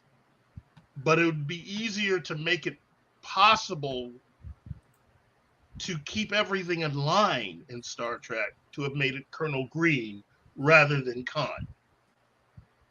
That's what I'm saying. Colonel Green would have been a better relative for her because that would have been a whole lot of more pressure for her to live with, being a relative of his and all the stuff that he did, rather than, Khan.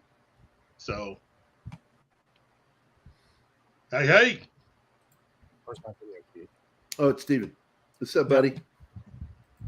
You guys hear me? Yeah. Yes. Hey. Where's my video, Keith? I'm sorry. It's okay. One man trying to make his way through Hi, life. panel. Hi, chat. Sorry, I'm late. We have a rotund Esteban. Never mind. I screwed up the joke. How are you, Steven? How are you, my man?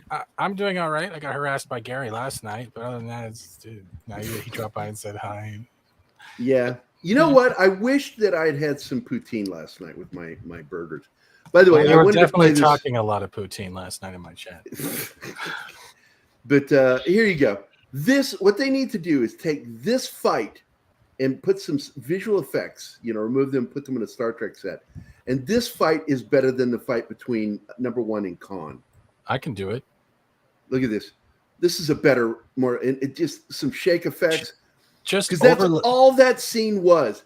That what they were trying to do in season 1 with the fight between Khan and number one was to show how two powerful beings fight. But all it was a fucking girl fight with visual effects. That's all it was. What you need, Gary, is just take the old school kung fu movie sounds when they're hitting each other and overlay it over top. Or even the Batman pows. So I want to post these up there. Wow, Gary the Extreme. But have you considered it being a hentai dimension full of them instead of a small bag? I believe in big bags of small dicks to choke on. That's how I've always believed it. Not a small bag of big dicks, but a big bag of small dicks. You can get those on Amazon. They're gummy That dicks. way, because like some people just want to cram all the gummies in their mouth, and that's the choke factor, right there. So, War Monkey says, I was actually thinking of rewatching that movie again because of hearing Tom talk about the turtles so much. I'm going back because Tom and I are going to be doing probably not this weekend. Keith and I are going to do this weekend. What are we going to be talking about tomorrow? You wanted to do? What were we talking about doing?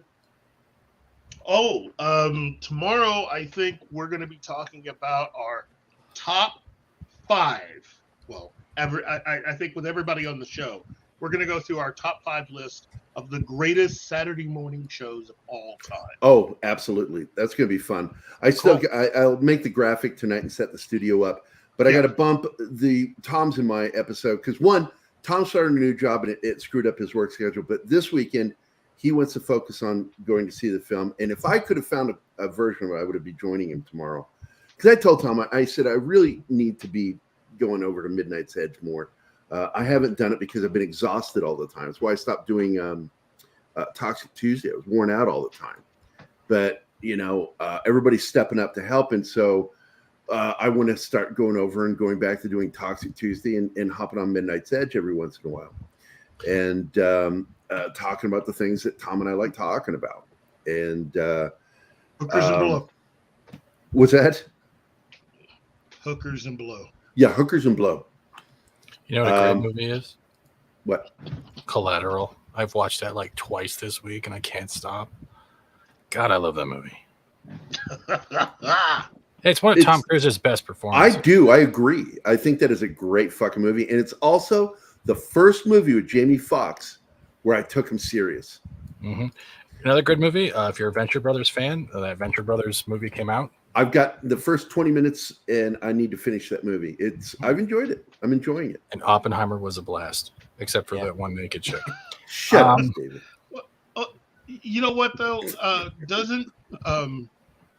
should be something else premiering this weekend. Oh man. I think it's something on Amazon this weekend. Oh, please don't be Fallout. No, we've got another season of Reacher coming soon. It's not that. It's part I'm waiting 2 for Fallout. Of oh man, what was the name of that show based on that book? Good Omens 2. Isn't Oh yeah, Good Omens. Oh, that already started. Oh, yeah, it started last night. Yeah, that dropped. Yeah, that dropped today. But the other good news is November 3rd this year we're getting Invincible season 2. Yep. Yes. Saw the promo trailer for that. It looks good. I said, but the only other sad news before that in September we're getting the Wheel of Time season 2, also known as Crock of Shit. Gosh. So, I'm sorry. Otherwise known as the show that's trying real hard to be worse than Rings of Power. I don't know how you can be worse than Rings of Power and Sword of Truth combined. I don't know how you want to reach for that goal. That bar is so low. Like, that's where you find They had me at Rosamund Pike because I cannot stand that bitch. We're I screwed. can't stand her acting. I can't stand her face. She has one of those faces that makes me want to punch a baby. Ooh. I don't think the baby should take that, though. No, they shouldn't.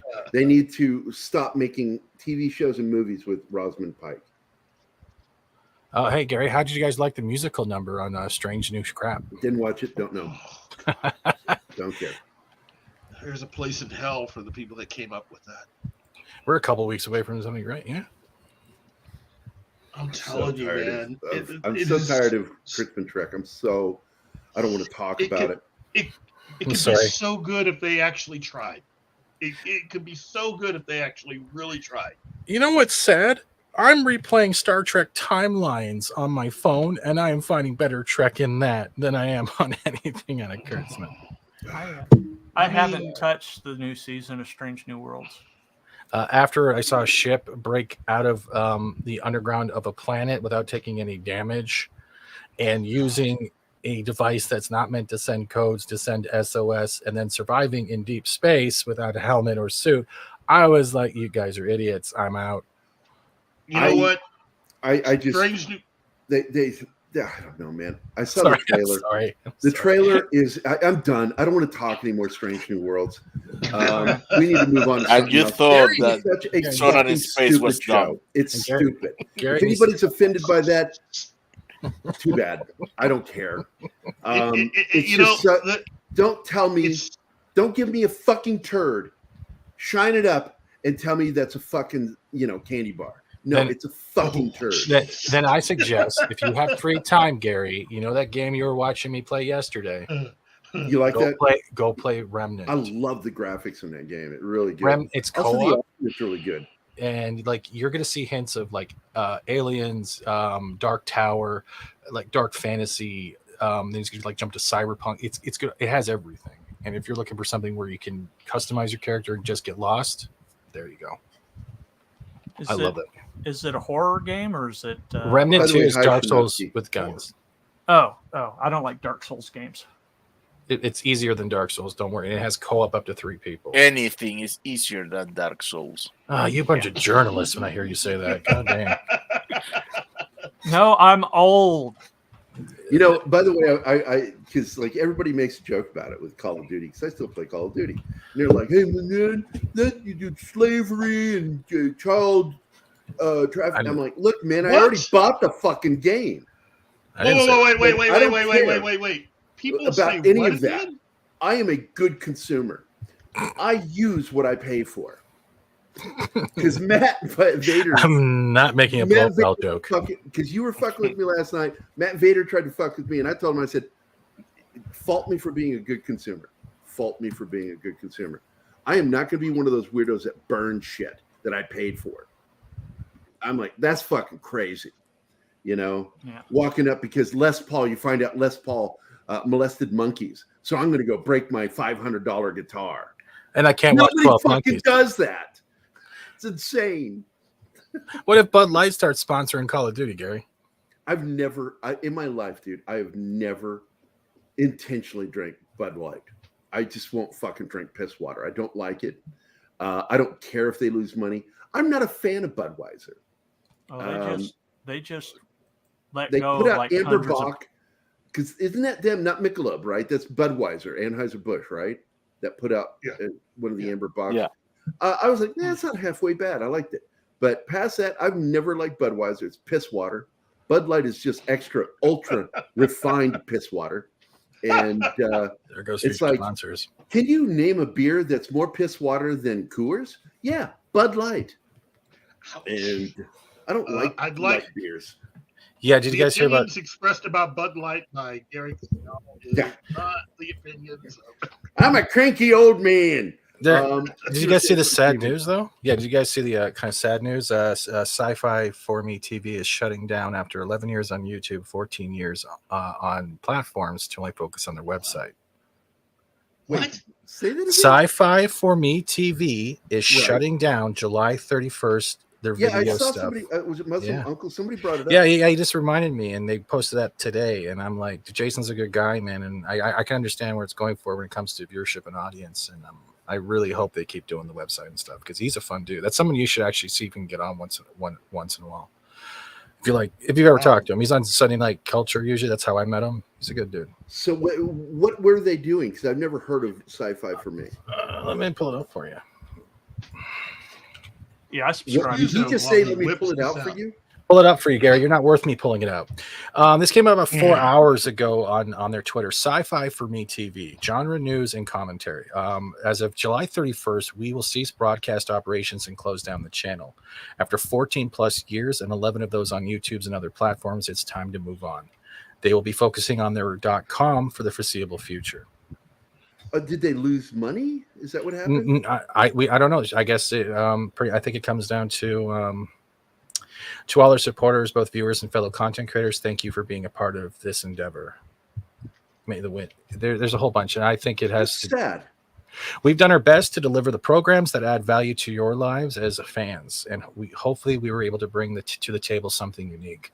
But we also have to acknowledge that what we offer just wasn't finding that much of an audience, and I can understand that, man. I was talking about today on Rumble is just, Jason's a good dude. He's funny, man, and probably the rest of his crew. It's sad, man. But that's a dedication. Get a hold of him if you know him. We'll have him on because I'd like to talk about that because this is depressing. I am subscribed to it. I went and looked and like, yeah, I'm subscribed. I put their Twitter there so you can reach out to there. And in fact, they're doing a Ranker Pit video 2 weeks ago with our good friend Cameron Pasha. Yeah. Sorry, I mean, yeah, Muslim, thank you for reminding me that when I saw it in the chat. Yeah, I'm kind of done now. It just really brought me down. Well, think about Snoop Dogg being in Call of Duty. That'll help. Now, it should be Call of Doobie. It's not that outrageous. I think they had Snoop Dogg as one of the game announcers. I think it was, you can download packs, and it was I think Infinite Warfare. They had that. Yeah, he's a big gamer. Last night I had some guy that intentionally team killed me during gameplay. Anima has watched me. People don't know just how big of a dick I can be in gaming, because you can only shoot somebody twice in hardcore, and then you can't shoot them anymore. So I killed him twice, and then I proceeded to run and find him, and then I would run in front of him right when he's about to start shooting. Make him kill himself. He got so mad he quit. And then I followed him. Oh no! I kept messaging. I said, "No, you fucked with the wrong dude. I'm gonna fuck with you all night." Gary, you're dead. I know. But people think, with the Ricochet, you can't fuck with people. Yeah, you can. Because once you get your 2 kills and they get their 2 kills with you, then you just run in front of them when they're shooting. Ruin their fucking night. They just keep dying. Oh, man. I'm a dick. I know I'm a dick. And a clown. And a clown. Snoop Dogg can snipe Homelander. Think about that. I'm going to tell you something. Nothing more disconcerting than playing a military combat game and looking to my right and hearing Homelander and seeing Homelander, or what's her name. Yeah, because they're doing the crossover right now, right? Because, I got to tell you, Black Noir, or whatever his fucking name is more acceptable in the game because he actually looks paramilitary to begin with. Mm-hmm. Like, something from G.I. Joe. But her running around in her fucking cape and him running around in his cape is fucking weird, and hearing them talking is really fucking annoying during the game. Oh, they've got Starlight in the game too? Starlight's in the game. You should look up Arma 3 then if you're looking for more realistic, because I play Arma. I have Arma. And their World War II updates coming.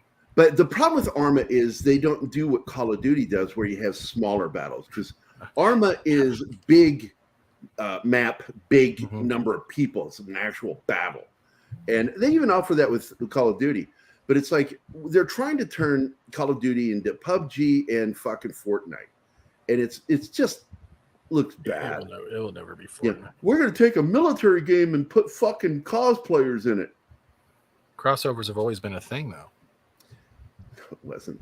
Call of Duty was a fucking good game at once. It was before Warzone, yes, around the Infinite Warfare, Modern Warfare 2 time. They should allow it in the, if they want to do it in Warzone and do it on the core games. I don't care. I don't play core. I don't play Warzone. I play Call of Duty hardcore. That is one shot, one kill. It's supposed to be.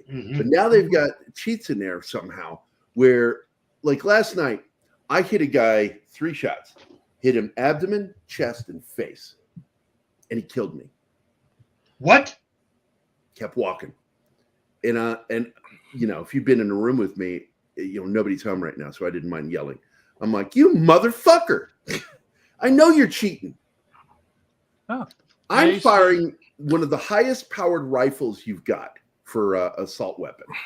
I'm carrying the 7.62 NATO round. That's like, 308. I'm hitting him with a full-fledged hunting rifle.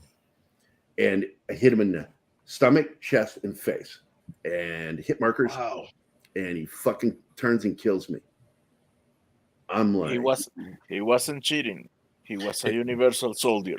Or he was jumping regions and had a huge internet delay, and that gave him the upper advantage that your bullets didn't register from his end, and his bullets were already hitting you before you hit him. well, there's always that possibility because I have a 0.36 millisecond delay. And that's what it usually is at, 0.36. And I will say that one shot possible was missing, but two of my shots still hit him. And I know they hit him before he fired. So most games now have a crossover with other IP. No, absolutely, because I don't mind that, to be honest with you. I like being able to play people that are on PlayStation and on Xbox. That's because I'm able to get my friends from both of them to join me. But No, I no, play no. on PC. Awesome One is not talking about crossplay. He's talking about crossover of IPs. Like Snoop Dogg. IPs. No, I don't like that. And hello, Awesome. You're awesome. By the way, Awesome One, yes, welcome. Cross-platform gaming, though, I do like. I like making friends with people that have Xbox and people that are on PCs. So right now, good one for co-op is it's called Exo Primal. That's the one I've been playing with friends and stuff, and it's pretty much co-op squads going against waves of dinosaurs trying to beat the objectives first, and then you have a chance of controlling a dinosaur to wipe out the enemy team during the final objective. Wow! Oh my God! By the way, Shredder is in the game, and this happened about, I think it was last weekend. I think it happened last weekend. I was on there, and it was the first time I'd seen Shredder. And I'm like, is that Shredder? And I'm like, oh my God, that is Shredder. So I'm like, the game's about to start, doing the countdown. And then I yelled, hey, guy in Shredder costume. And he turned and looked at me. I said, this is from Leonardo. Hold this for me. And I threw a sticky grenade at his chest. I'm a dick. Leonardo. By the way, today is Peter Cullen's birthday. Ah, really? Whoa. By the way, this week we lost Sinead O'Connor. Yes, and did you see the warning that she gave to her kids? What was the warning? No. She told them, this is a woman notoriously known for being a little crazy out of her mind. Okay. Yeah. She told her kids that before you dial 911, if something happens to me, before you call 911, make sure that you have all the knowledge of what albums are out and that the record labels aren't putting out new records without dealing with the estate. Be on top of that. That was her warning to her kids. And I'm like, that is really good advice. She might be crazy. She might be, and I know she is. She had mental problems and emotional problems. Yeah, but that makes sense though. But that's really good advice to your kids. If you own like music, she's protecting her kids by doing it. That was great advice. She forgot valuable advice though, Gary. And also, don't talk to Disney. Don't talk to Disney. Yeah. Howdy in hell, Disney sheep herder. Stopping by to lick and like. Great show. Thanks. We're almost over, man. We're almost over. Worms bring Shredder back. I don't know about that. What is he talking about? Worms bring Shredder back? I have no idea. We lost Tony Bennett. Classic. You know, one of the things I loved about Tony Bennett is he never sang the same song the same way twice. He was like a snowflake when he came to performances. Every performance was different. I love that about that guy. And he was performing all way up into old age, and he did that thing with Lady Gaga. Not a Lady Gaga fan. I loved that. I loved what they did, the duets. That was really good. But we lost Sinead O'Connor, and I don't care. I separate the art from the artist most of the time. It's unless they go overboard with their politics or their weird shit, then it's hard. The worse they are, the harder it becomes to separate. And it's not your fault if you can't do it. It's not your fault. Sometimes that shit just fucking gets to you. Unless you're Ron Perlman. Oh, Ron Perlman went over that line 2 years ago. And and I've been making fun of him for a long time, since high school. I was in high school when Quest for Fire came out. And then I saw a photo of him at the premiere. And I'm like, are you fucking kidding me? They hardly put any makeup on that guy. So I made the joke in high school that I still make to this day. He was voted most likely in high school, guy most likely to not have to wear prosthetic makeup to play a caveman.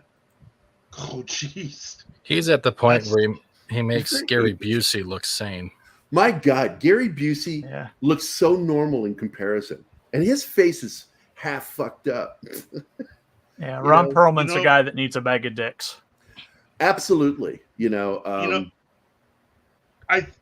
Again, Quest for Fire is one of those movies that just that scene where he just takes Radon Chong and goes to town.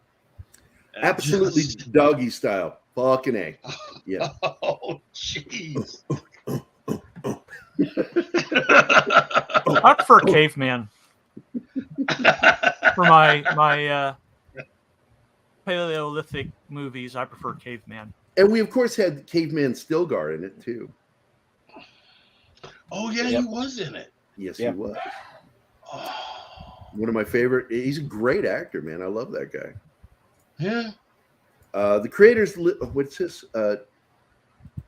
First this. I still love the music of Tony Bennett. My favorite TV tune is Blue Velvet. Look, he has done the song My Heart Lies in San Francisco, whatever the title of that song is. I've never heard him sing that song the same time twice, ever. And it's always great. He's a loss.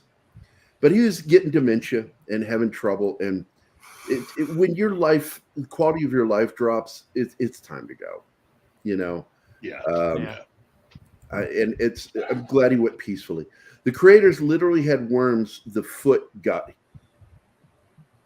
eat him to reconstitute him because so they poop him out. They eat and poop him out. I'm confused now, Shinatsky. I am totally confused, Shinatsky. That's crazy. They ate him and then pooped him out. Oh my God, that's crazy. Don Don says happy birthday to somebody. Probably to Peter Cullen. Oh, Peter Cullen. Yeah. Is he I almost said Optimus Prime instead of Peter Cullen. Is he still with us, right? He's 82, 83? Oh, yeah. Yeah, he's still with us. Yeah, he's still with us. He's still doing the voice of Optimus Prime, too. I know. Heck It yeah. always sounds fucking awesome. You know who doesn't sound good in that new movie, Beast Wars?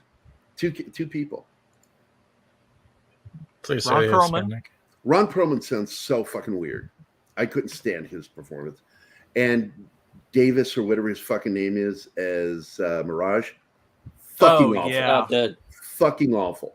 Pete Davidson. Yeah. Pete Davidson, yeah. Guy is terrible. That is not Mirage. Were you about to say Peter Dinklage? Who said Peter Dinklage? You know what? Nobody has ever in my presence made a joke about the fact that the word dink is in his name and he's tiny. Oh, because he acts like an asshole. That's why I don't want to call him a dink. I used to really love him as an actor, and then he fucking said some of the recent stuff about Seven Dwarfs. I'm like, oh, okay, you can fuck off now. Yeah. And he's the one who led to this problem. Now, and by the way, that one comedian, dwarf comedian, he went at him in an interview. Oh, man. And he's talking about Disney, saying, you're taking jobs away from us. And Peter Dinklage made a mistake doing that. He hurt his community doing what he did because we rely on that work. There can only be one famous midget. Sorry, short person, little person, right? In Dinklage's word, magical creature. It's like Highlander. There can be only one famous dwarf. That was Wee Man that ripped. Was it Wee Man? I just know that it was a really good interview for not casting dwarves. Just this week, brand new interview. Go check it out. Really good interview. He really just lays it on the line, and he nails it, man. And I really do consider this right up there with fucking racism. Doing something like this, you are attacking a culture by doing this. And they don't like my beef with dwarfs. And the difference is dwarves are magical creatures. Dwarfs are people with the condition. And but dwarfism. Yeah, dwarfism. And it's just basically Yeah, you said that and I lost my train of thought. God damn it. Sorry. But it's important to know that, you cost these. Fuck, man. Dinklage is such an asshole costing these people their jobs. But you know who's also to blame? Disney and Apple. Disney and Apple are both responsible for this. They are actively doing something that is prejudiced. It is prejudiced to not hire dwarves to play these characters. Last thing I know is that Sister O'Connor died a Muslim. Don't know about that, but I take your word for it. And we never got any Islamic Irish music. Wow. Sorry for her family and for God. We come back to God, we go. I agree. Even though I have no faith, I try. I've been battling with my faith for decades. But I think that it was nice that she found some sort of faith and that she found a life. She had children. I'm terrified at that because I know my own sister. She lost her children due to mental illness. And thank God my brother-in-law was just a great dad. I love that guy. Dane. His name is Dane. He's a farmer. Okay. He would go, way back in the 90s, I was hanging out with him. And he came walking in the house doing turkey neck thing. He goes, whoop, there it is. Whoop, there it is. And I'm like, can you tell me you're a redneck without saying you're a redneck? There you go. I don't know. Yeah, it's easy to do. Just count the number of gun racks on the gun rack and you're good to go. Gun racks on the gun rack. TV's on the TV. Sinead lost a son. He committed suicide. That's sad. That's sad. So we're at the end of the show. I want to thank everybody for being here. I guess Script wasn't able to finish his dinner in time. That's okay. It's his girlfriend. He knows we love him, and he wants to have a meeting with me, so I got to get ready to call him. Yeah, I know. I need to return his communicate too because he wants to. Well, he tells me, I got good news. And I'm like, oh, shit. Got to hear this. I got to get out. But I want to thank Andy Morrow, Anima Confused, the love of my life, Penny, Coach O Dragon.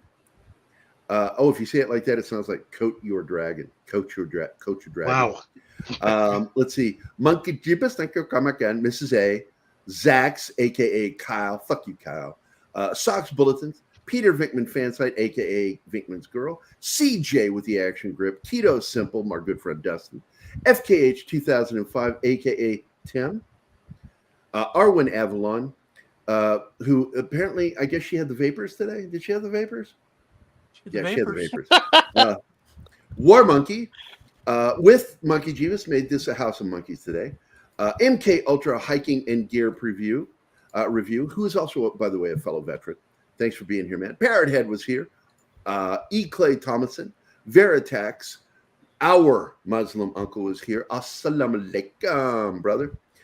Christian DeLorme, Words and Pictures, D. Pensack, Raging Rat, Connie Cleary, Tim Hayes, Realwood Nation Gaming Clips, Small Time Republic, Shinatsky, Awesome One, Disney Sheepherder, and Daryl the Derelict.